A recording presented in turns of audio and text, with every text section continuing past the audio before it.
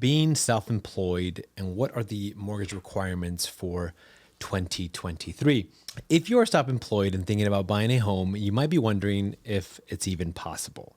The good news is it absolutely is. You can apply for the same types of mortgage loans that traditional employed borrowers can. The bad news is getting approved for a mortgage loan when you are self-employed can be a bit trickier than if it was somebody with a traditional W-2 job. And that's because you're held to the same standards for credit, debt, down payment, and income as wage earners are.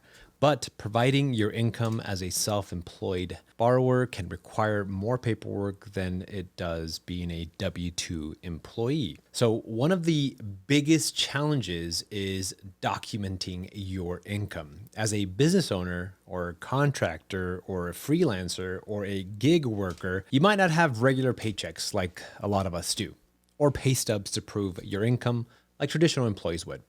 So you'll need to provide other documentation to show that you have reliable and steady income. Now, here's the good news. As long as you meet the guidelines and can show steady, reliable cash flow, being self-employed shouldn't stop you from buying a home or refinancing. Now, you'll just need to provide additional documentation that you have reliable source of income. So now you may be asking yourself, what kind of documentation will I need to provide?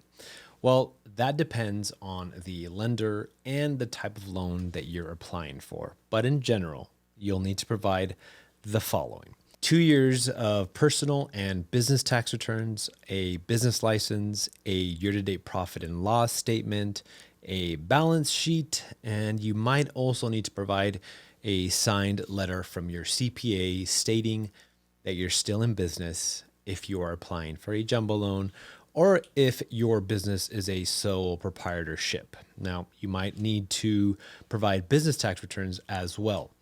Now, one thing to keep in mind is that most mortgage lenders require at least 2 years of steady self-employed income before you can qualify for a home loan. However, there are exceptions to this rule.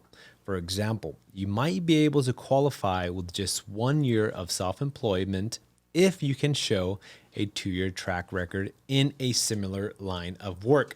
In addition to providing your employment history, you will also need to meet standard loan program requirements like credit score, credit history, current debts, liquid savings, and assets.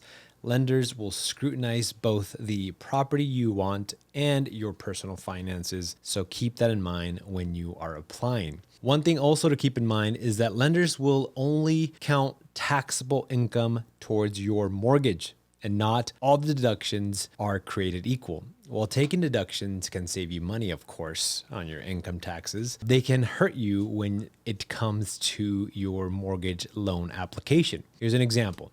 Let's say you're in $6,000 a month, but after deductions and your taxes and all that good stuff that you do, it is only $4,000 a month. In this case, losing $2,000 of your monthly income reduces your home buying budget by more than $150,000. So if you're worried about not having enough documentation or inconsistent income, there are some options available for you. For example, you can use a type of mortgage called a bank statement loan, which allows you to qualify based on the total funds coming into your bank account rather than your tax returns.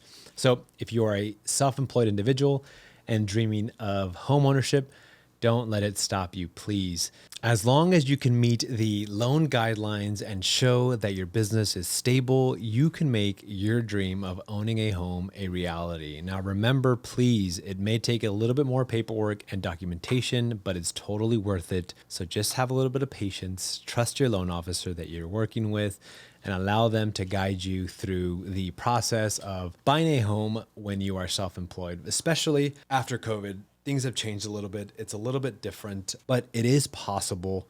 So thank you so much for tuning in to this week's episode. Again, if you found it informative, if I provided value, please share this with a friend. Hit that like and subscribe button. We appreciate your time. See you on the next one.